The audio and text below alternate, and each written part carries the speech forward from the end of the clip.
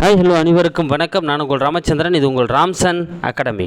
நண்பர்கள், நம்ம பாருங்கள், டெய்லி கரண்ட் அஃபேர்ஸ் கொஸ்டின்ஸ் தான் நம்ம பார்த்துட்ருக்கோம். ஸோ அதில் இன்றைக்கி நம்ம பார்க்க போகிறது பார்த்தோன்னா 7வது 10 கொஸ்டின்ஸ் தான் நம்ம பார்க்க போகிறோங்க. ஓகேங்களா? ஸோ வாங்க நம்ம வீடியோக்குள்ளே போகலாம். அதுக்கு முன்னால் நம்ம சேனலுக்கு யாரும் புதுசாக வந்தால் நம்ம சேனலையும் சப்ஸ்கிரைப் பண்ணிக்கோங்க. கூடவே பக்கத்துக்கு ஒரு பெல் பட்டன் கிளிக் பண்ணி நோட்டிஃபிகேஷனில் ஆல் அப்படின்றதையும் கொடுத்துங்க.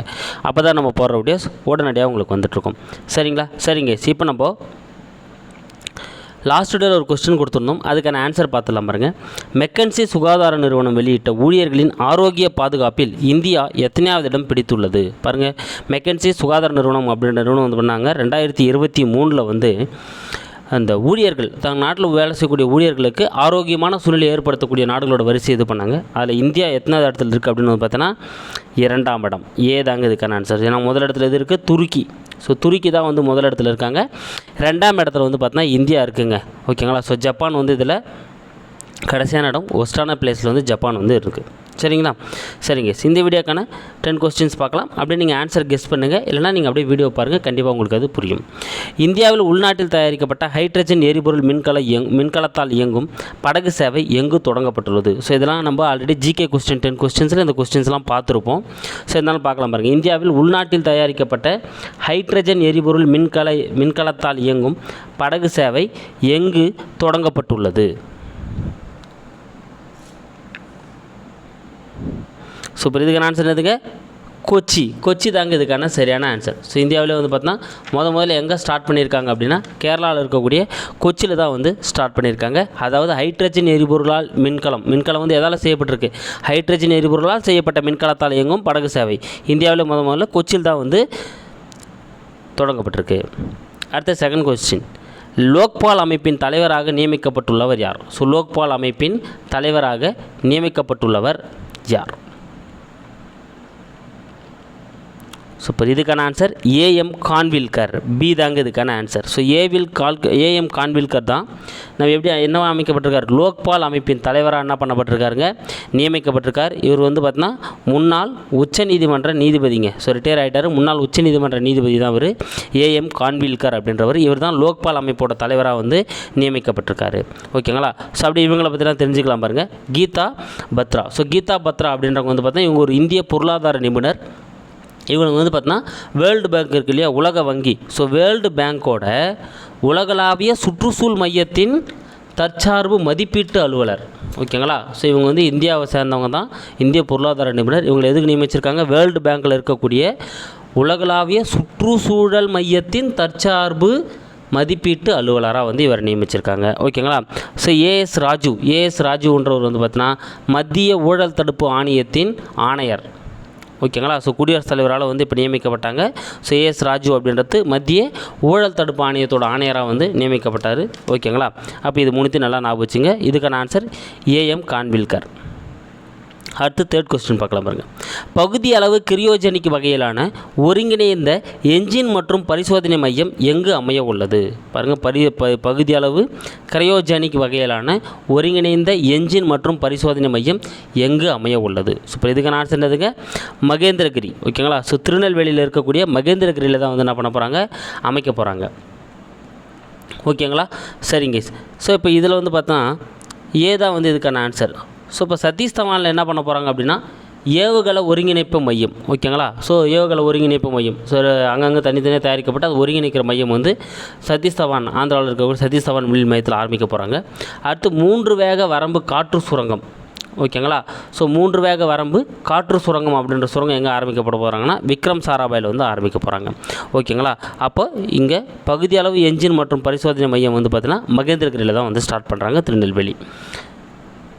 அடுத்து உலகின் முதல் வேத கடிகாரம் எங்கு திறக்கப்பட்டுள்ளது? இதுவும் நம்ம ஆல்ரெடி 10 கொஸ்டின்ஸில் பார்த்துருப்போம். உலகனோட முதல் வேத கடிகாரம் எங்கே திறந்திருக்காங்க அப்படின்னு பார்த்தீங்கன்னா உஜ்ஜயினி. ஓகேங்களா? ஸோ மத்திய பிரதேசத்தில் இருக்கக்கூடிய உஜ்ஜயினி அப்படின்ற இடத்துல தான் திறந்திருக்காங்க. ஸோ 25 அடி உயரத்தில் தான் என்ன பண்ணது வைக்கப்பட்டுள்ளது. ஸோ இது பழைய காலத்தின் அடிப்படையில் சூரிய ஒளியின் அடிப்படையில் என்ன பண்ணியிருக்காங்க?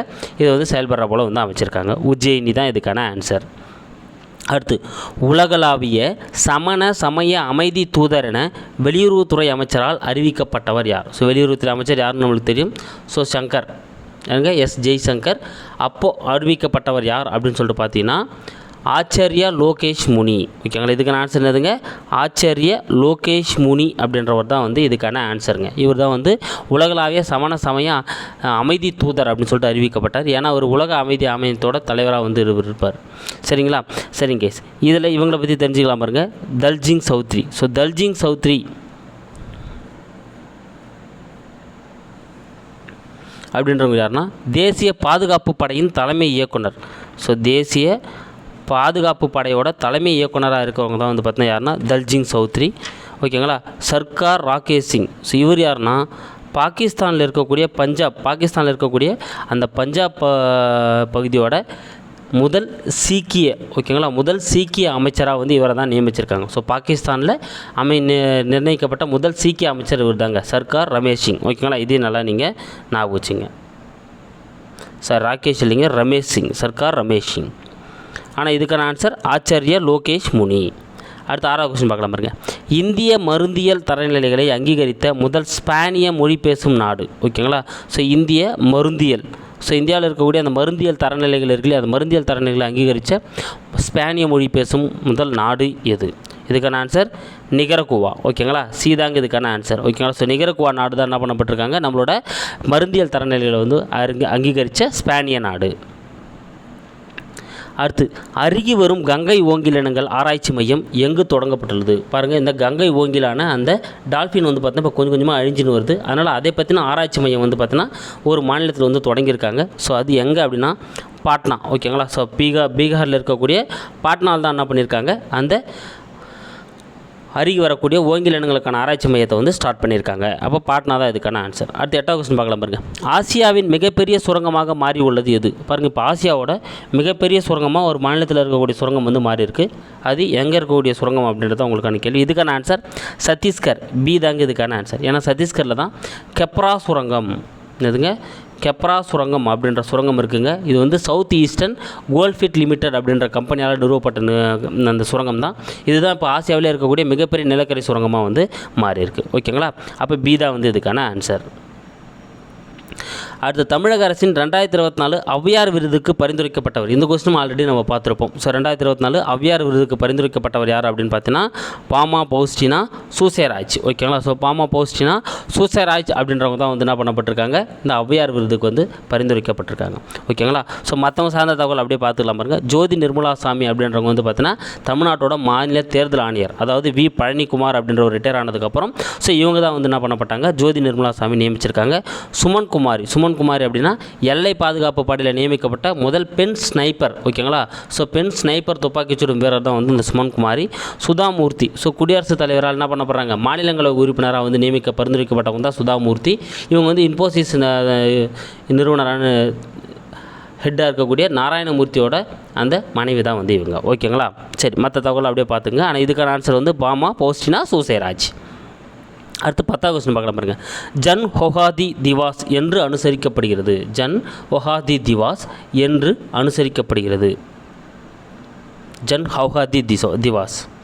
ஸோ இப்போ இதுக்கான ஆன்சர் என்னதுங்க, மார்ச் 7 தாங்க இதுக்கான ஆன்சர். ஸோ என்ன அப்படின்னு பார்த்தீங்கன்னா மருந்துகள் சார்ந்த விழிப்புணர்வு தினங்க, அதை தான் ஜன் ஹொஹாதி தாஸ் அப்படின்னு சொல்கிறாங்க. மருந்துகள் சார்ந்த அந்த விழிப்புணர்வு தினம் என்று கொண்டாடப்படுகிறது அப்படின்னா மார்ச் 7 அன்றைக்கி தான் கொண்டாடப்படுது.